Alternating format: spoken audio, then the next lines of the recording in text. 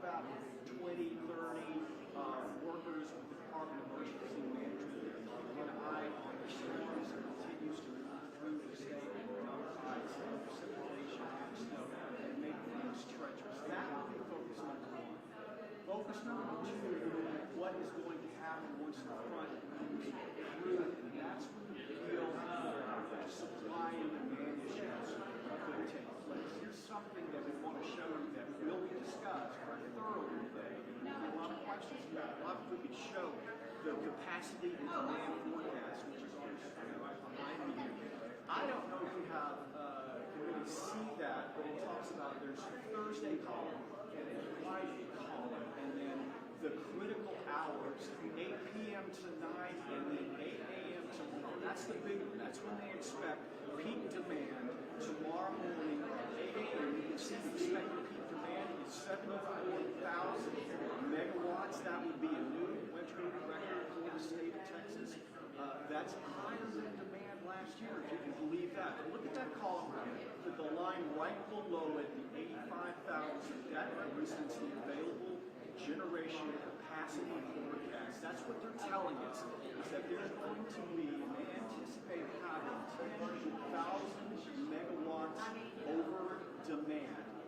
10,000 megawatts of supply over demand. That's what they have contracted for. That's what they have been inspecting all of these power plants for the last several months. All of the natural gas facilities that have in fact been inspected for their delivery of fuel efficiency and their ability to deliver fuel to these power plants. Many inspections have been taking place over the last several months, and because of what they have determined, what they have discovered,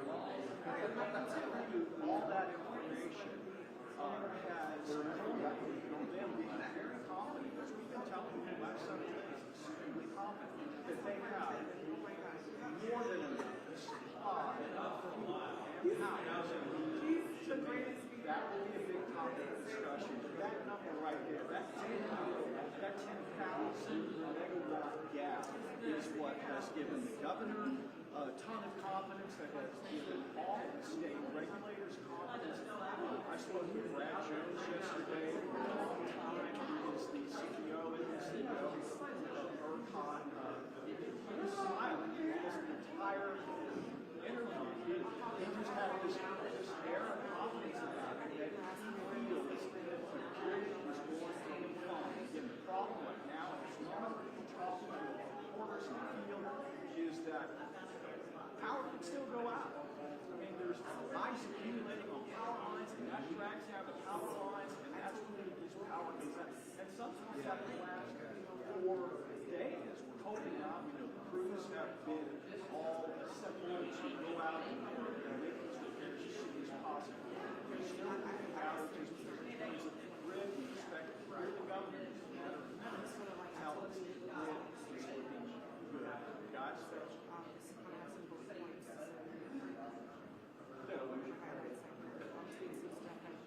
Everybody was talking. Okay, Charles, there you are.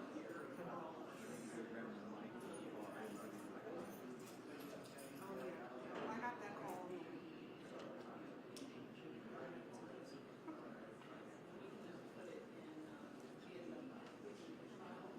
Yeah, in the back of my car there's a mic. It has a stand. Thank you. And if you see a light, mic, stand, light stand,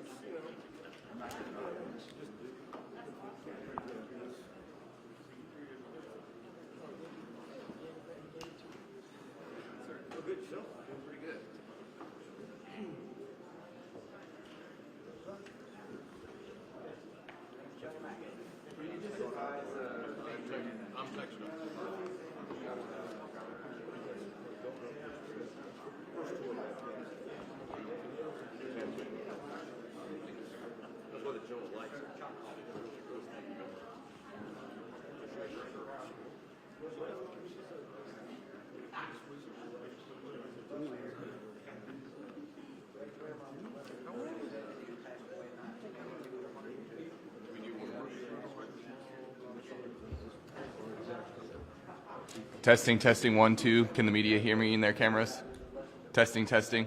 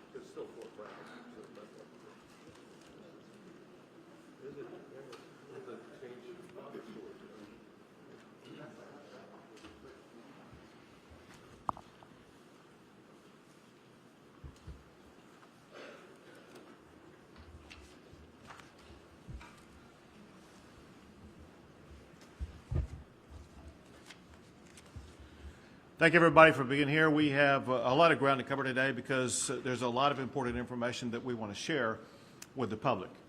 The first thing I can tell you is we are dealing with one of the most significant icing events that we've had in the state of Texas in at least several decades. And as we will discuss over the course of our presentations today, there are some consequences that result from this being such a significant icing event.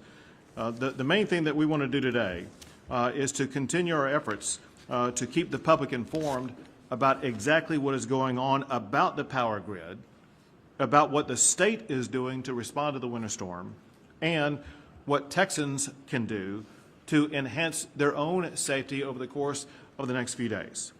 First, the power grid. The power grid is performing very well at this time. I'm going to be making reference to this graph and this graph at this time. This graph right here shows expected power demand for about the next 24 hours for the remainder of today and early tomorrow. It shows that the power generation capacity that is expected and a breakdown of the source of that power, whether it be wind, solar, or thermal. It shows that there is plenty of power available at this time, as well as plenty of power expected over the remainder of today and early tomorrow. At the expected peak demand, not just tomorrow, but in this entire winter storm event, at the expected peak demand, there should be about 10,000 megawatts of extra power capacity.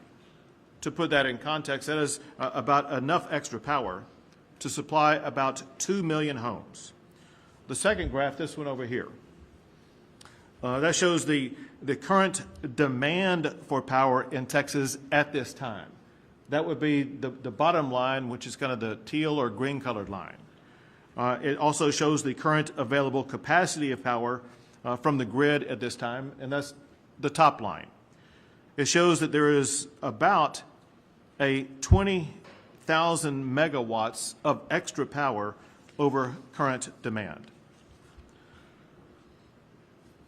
Now, very importantly, even though at this time we have an extraordinary amount of extra supply of power, at this time there are about 70,000 customers in Texas without power. So how can that be that there are people in the state of Texas without power if the grid is fully functioning and has ample power supply? The reason is because of issues with local power providers. The most probable cause of a power outage right now around the state of Texas for anybody who's without power is either because of heavy winds affected lines or more likely because of an icing condition where ice itself could have brought down power lines, or ice could have weighed down on trees or tree limbs that would have brought down a power line. Anyone out of power at this time should call their local power provider. If you do not know how to get a hold of your local power provider, I'm going to give you a website address that you could use to contact your local power provider. Go to puc.texas.gov/storm. If anybody needs access to try to find the phone number of the power provider to call because your power is out, you can go to puc.texas.gov/storm. Now, to address the down lines, or for whatever reason why local power providers are not able to provide power to your house at this particular time, I want you to know that local power providers are bringing in extra resources to get those power lines back up, and the state of Texas is helping them. There are more than 10,000 linemen already working for power transmission companies to assist with power lines that are not working. And in addition to that, almost 2,000 more linemen are coming in from outside the state of Texas. To expedite the repair trucks that are needed, that are coming in from outside of the state, I am issuing a proclamation that authorizes the Texas Department of Public Safety to waive some regulations that will allow them, those repair trucks, to get into the state faster and easier.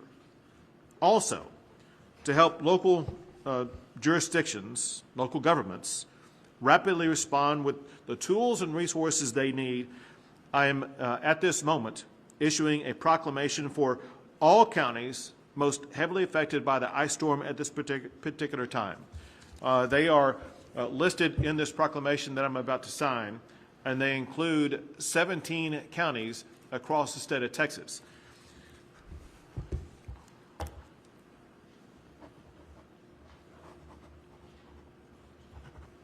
So this proclamation is now in effect for those 17 counties, but we know that over the course of the remainder of the winter storm, there may be additional counties that will need to be added because of conditions on the grounds in those counties, in which case we will be supplementing this proclamation to include those additional counties.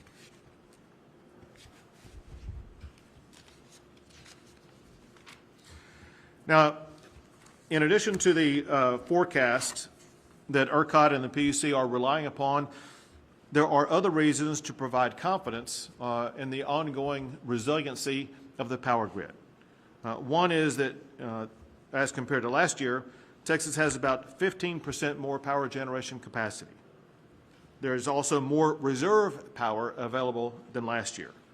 Unlike last year, winterization has been required for power generators, and there's been about 99% of those power generators passed inspection. Last year, some generators were not available because of maintenance operations during the course of the winter storm. This year, more generators are online because they were required to do maintenance either before or after a winter season. Also, more natural gas facilities are designated as critical infrastructure to ensure operation during a winter storm. Last year, less than 100 facilities were designated as critical infrastructure. As of now, more than 2,900 of those facilities are designated as critical infrastructure. Also, unlike last year, some generators that use natural gas also have alternative fuels to generate power in the event they are not receiving the natural gas that they were expecting or needed. Also, if weather limits the flow of natural gas, we have several days of natural gas in storage that can be used. Additionally, grid the grid is projected to have a surplus of more than 10,000 megawatts for peak power demand tomorrow morning, on Friday morning, which we expect to be the peak of demand for the winter storm. In short, to repeat what the chairman of the PUC has said, the Texas electric grid is the most reliable and resilient that it's ever been.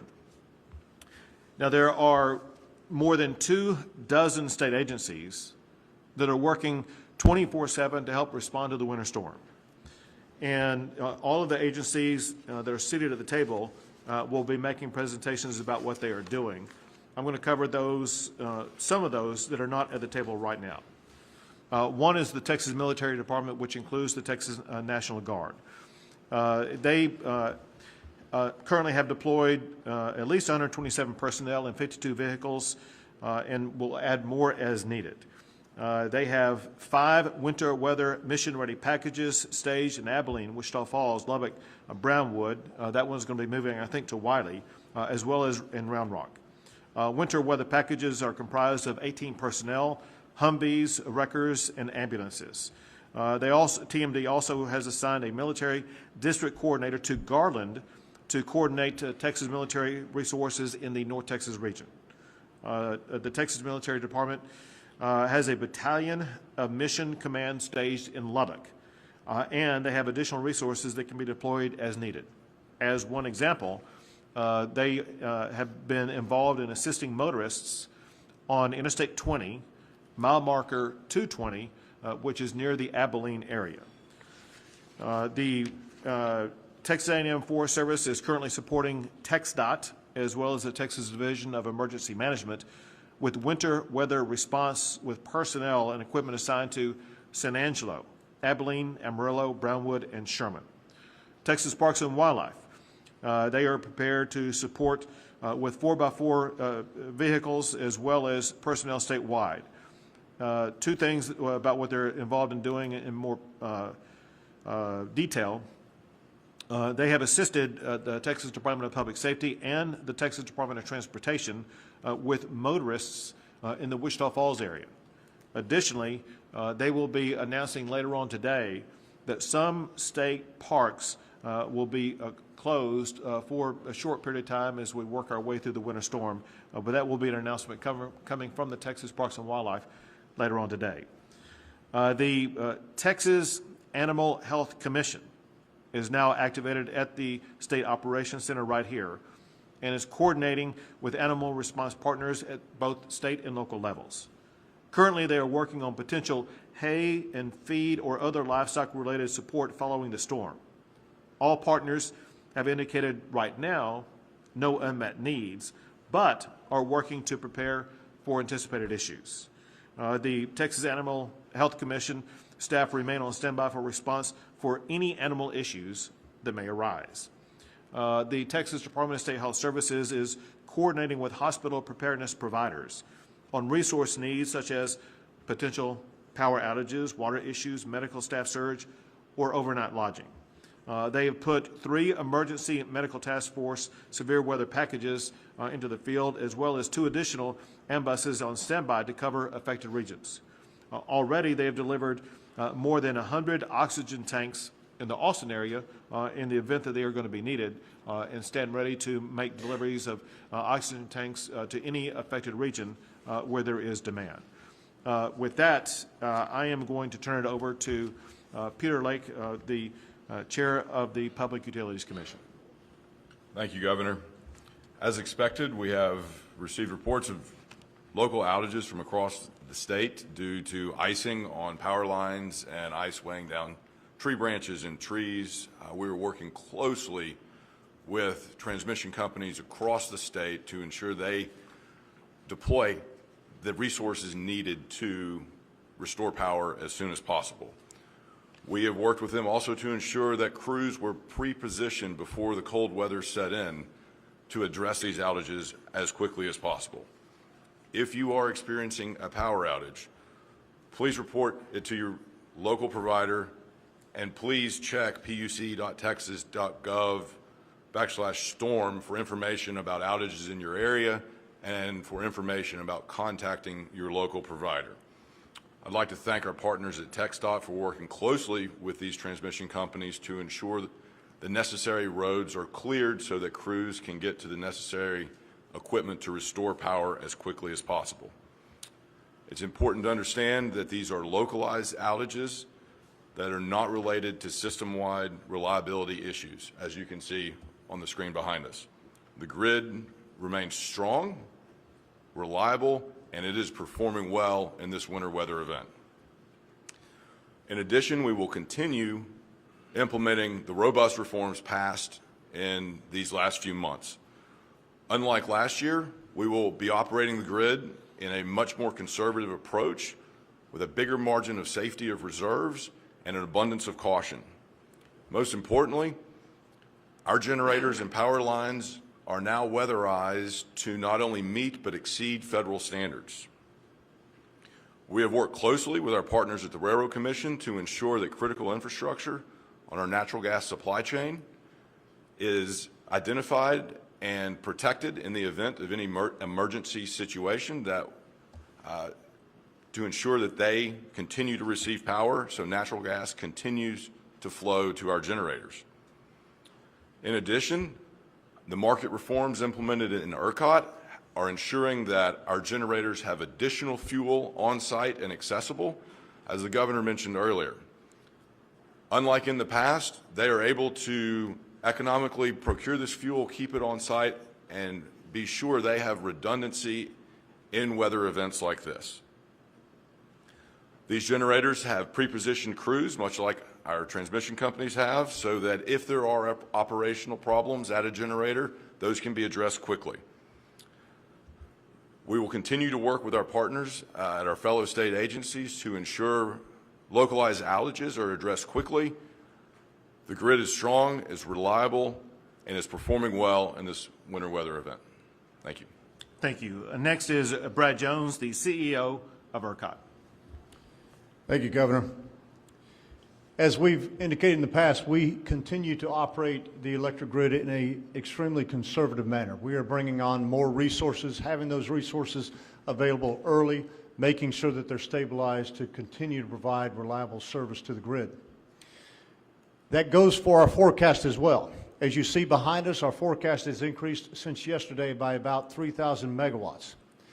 Similarly, our wind expectations have also increased. The reason for the wind expectations to increase is that we had been forecasting a significant level of icing in the western part of our state. That has not occurred as severely as we expected, and so our wind forecast now is much higher than it was previously.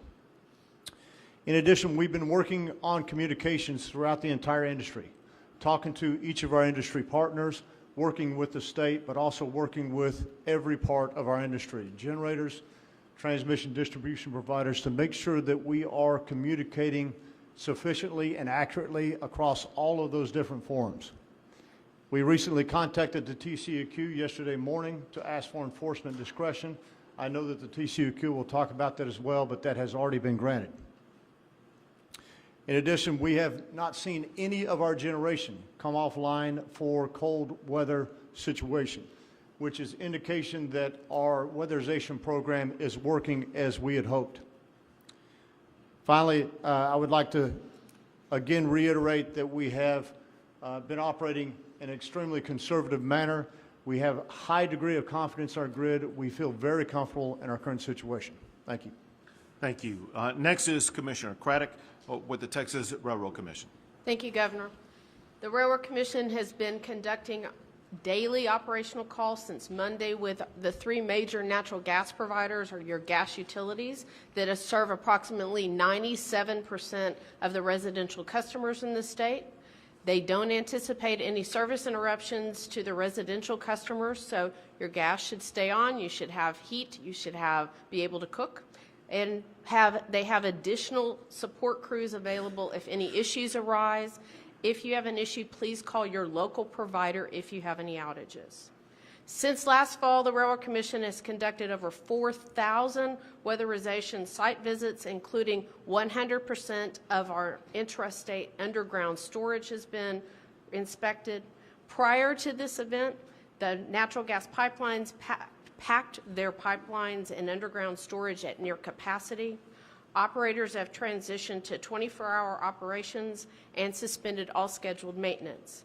This morning, we confirmed at our operator briefing with approximately 100 operators, including production and pipelines, that operations are continuing as usual and they are prepared for the current weather conditions. Fluctuations in production are in the normal range. We want to thank TxDOT and the local counties to make sure our roads are continuing to be open and get cleared. We do have some challenges with roadways that are isolated and regional. Mostly the Permian Basin operators, though, are reporting that they are not having problems getting people to sites. Again, we have line pack and storage are in good condition, and the gas is flowing. Thank you very much. Next is Toby Becker, the Executive Director for the Texas Commission on Environmental Quality. Thank you, Governor. I'll start by just piggybacking off of what Brad said, that yes, we did grant enforcement discretion as of 6 p.m. Last night, but what I'd like to talk about today is water systems. We are monitoring water systems across the state closely. At this point, we have no significant reported issues, and we've not received any notifications of boil water notices related to Winter Storm Landon at this point. However, it's cold outside and water lines freeze when it gets cold outside, so we do expect that we have some frozen pipes across the state. Frozen pipes can lead to line breakage, which can lead to a loss of pressure, which ultimately could lead to a boil water notice, and that's the main reason why we see boil water notices. So there are three things I'd like to ask Texans to do to prepare for this. Is number one, I'm encouraging you to closely follow your water provider. They're going to let you know what the status of your system is and whether you're under a boil water notice. Two, if you see a pipe break in the street that's not in your yard or in your house, report it to your provider immediately. It will help them, and it'll help your utility get out there quickly to fix that and keep the pressure up in the system. The next would be if you have a pipe break in your wall or in your yard, so on your side of the meter, go and turn the water off at the street so you don't bleed the pressure out of the utility system. And then finally, we have a link on our website with a video on how to turn your water off. Our website is www.tceq.texas.gov. If you go there to the Winter Storm Landon page, there's a video that will show you the different ways to turn the water off if you have a line break in your house, and that will help your local utility keep the pressure up. Thank you, Governor. Thank you. Next is Mark Williams, the Executive Director for the Texas Department of Transportation. Thank you, Governor. TxDOT personnel continue to be active statewide with 24-hour operations underway. Our pre-treatment efforts have now transitioned into clearing and de-icing work that is going on. Heavy rains impacted the effectiveness of pre-treatment in many areas, and heavy icing, as the Governor noted, continues to make the roads very dangerous. We have approximately 2,500 road segments along and generally west of I-35 that are covered with ice and or snow, and driving conditions remain and continue to be dangerous. We do, in particular, want to point out bridges and overpasses as being locations that motorists need to be aware of as they're approaching.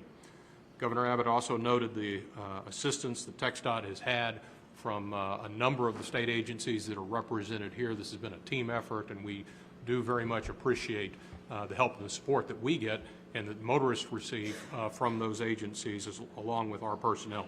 A couple of closures of note.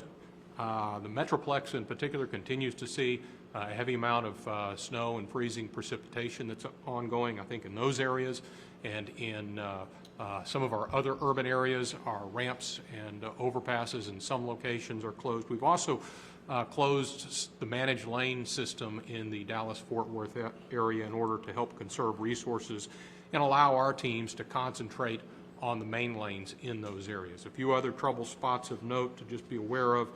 Interstate 10 between Ozona and Fort Stockton. We've seen some issues with some of the semi-tractor trailers having trouble getting traction going up some of the hills in that area. And it was also noted Interstate 20 between Abilene and Fort Worth overnight. There were some challenges there, and we still are seeing some potential problem areas that we're responding to and treating. Primary message, too, that we want to get out for motorists: you don't have to be on the roads. Don't get out there and drive. We also want to encourage motorists, along with the media, to refer to our website, drivetexas.org. That's the location where, as soon as we have road information and updated road information, we put it on that site so you all can have the best information available. Thank you, Governor. Thank you very much. Next is the Director of the Texas Department of Public Safety, Colonel C. McCraw. Thank you, Governor. Texas troopers continue to respond to crashes and stranded motorists across the state, certainly with our local partners and TxDOT, Texas Military Department, game wardens, to be able to address those things. Clearly, the most significant factor, I think the Chief can agree with that, is driving too fast for the prevailing conditions. The icy roads, there's no downside, there's no minimum speed enforcement when it comes to icy roads, and there's no reason to be pressured to go any faster than you feel safe when you're on the roadways. And one advisement, based upon some of the things we've observed, is if you're following a TxDOT truck over an overpass, don't try to pass it, okay? Let it de-ice the bridge and the overpasses, okay? Allow them to occur. I know that's a problem in some of the areas, especially in some of the construction areas that we've seen. I would, at the end, also I'd like to remind people, if you are stranded, there is a telephone number you can call.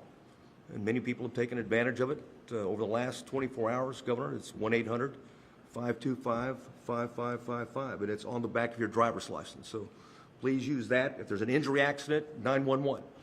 But if you're stranded, please use that number, and someone will be there to help you. Thank you very much. Very good. Next is Chief Nim Kidd, Head of the Texas Division of Emergency Management. Thank you, Governor, and I want to continue to thank our local partners that are working all across Texas right now. This morning, we hosted another statewide call with over 1,200 call-in lines from our local partners there. Our mass care teams continue to support local efforts. We have warehouses stocked with food, with water, with MREs, and with blankets. Additionally, over 185 warming centers are open across the state of Texas right now. Big thank you to the local government partners that have opened that up. Another 56 of those warming centers are on standby. And finally, I want to reiterate some of the things that have been set up here and add a little more to it. Our first responders are out there on the streets every day. And right now, they're out there doing everything they can in these dangerous conditions to answer 911 calls. Our hospitals still have our healthcare workers that have traveled there. And so if you do not need to be out traveling right now, do not get out on the streets if you have ice on those road conditions. Finally, we need to remember the people, the pets, the plants, and the pipes. As Director Baker talked about, we will see water pipes and we will see freezing. So do everything you can to limit that damage to your home and keep the system in place. And finally, Governor, the very last thing is, if those first responders that are out there, give them plenty of room to operate. Again, if you don't have to be on the road, do not be on the road. Very good. Listen, before I open it up for questions, I want to take a moment to thank all the men and women in this building, as well as in office buildings across Austin, who are working 24/7 to make sure that the state is doing everything we can to both keep the state safe as well as to address any of the challenges that our fellow Texans are facing. So thank you, everybody here, for working so hard. Wes will take a few questions. Yes, sir. Bryce, KV, go ahead. In terms of the pre-treatment of the roads and trying to get the icing issue, so how much would you say was the effectiveness of the pre-treatment that happened over the last couple of days? Well, it really kind of depends. It's kind of a localized issue depending upon the amount of rain that we've received. I can say that a lot of the pre-treatment efforts were diminished significantly in some areas because of the heavy rain that served to wash off some of that solution that was put down. Nevertheless, I think there's still some areas where we've seen some benefit from those efforts, but the icing as well is really an important point of emphasis to us. That makes the roads very dangerous, even with the pre-treatment that we put on. Bridget, Fox 7, go ahead. Red, CBS. Governor, you mentioned waiving some rules for the DPS to get the line crews. What kinds of rules are they? Something compromise and safety? They should not, because the director of DPS is the one in charge of that. I'm going to have him answer specifically what they do, what the waiver does. Yes, sir. It's Part 395 of the Federal Motor Carrier Safety Regulations. It's to support this ICE event. This includes, but it's not limited to, power grids, repairs, and delivery of groceries, fuel, propane. Not like we did before in the last ice storm or other conditions in that regard. It doesn't compromise safety in the sense of if a vehicle's out of service, they remain out of service. They don't get the back-end service just because of this waiver. The governor doesn't compromise any of the particular safety protocols, but it does allow for some restrictions to be removed so we can get the people into the area that needs to be addressed. One restriction that I think it expands upon, and correct me if I'm wrong, is it removes a limitation on the hours of operation to make sure that they don't drive here from some other state and get close to where they need to be, only to have to stop operating to go the last 50 miles or something like that. We want to make sure they're able to get to the destination they need to get to provide the assistance that's needed. Greg, go ahead. Commissioner Craddock, have you had any reports of failures of gas production facilities in the field, Permian Basin? What have you been alerted to, if anything at all? The fluctuations really are within the normal ranges, and we are talking to operators all over the state to make sure gas continues to flow. Does that mean you are aware of the Oxy US plant in Crane going down, freezing up this morning, and emitting about 1,600 pounds of sulfur dioxide? The emissions, I think, would go to TCEQ, so I don't know if he's aware of the emissions piece. We are aware that there are some operators in the field having some challenges, but they're working through those challenges as we speak. And how much of a concern is that? Again, the gas is flowing, so I don't think that that any challenges we see in the field are affecting what's going on across the state. Again, that will be a TCEQ question because I think that that's a report that they give to TCEQ, so they'll continue to follow up with that. Last question, Monica, go ahead. The peak demand was projected to be around 71,000 megawatts on Tuesday. Now, of course, that's risen to 75, and the reserve power supply has dropped. Why the sudden change in the forecast hasn't changed? Just like any forecast in weather, they evolve and become more fine-tuned and more accurate as we get closer to the operating day. ERCOT is simply refining and improving their forecast the closer we get to the operating day. As always, we have a wide range of tools available to provide an additional margin of safety, but at this point, we see a very comfortable amount of excess megawatts and excess capacity. Very good. Thank you all.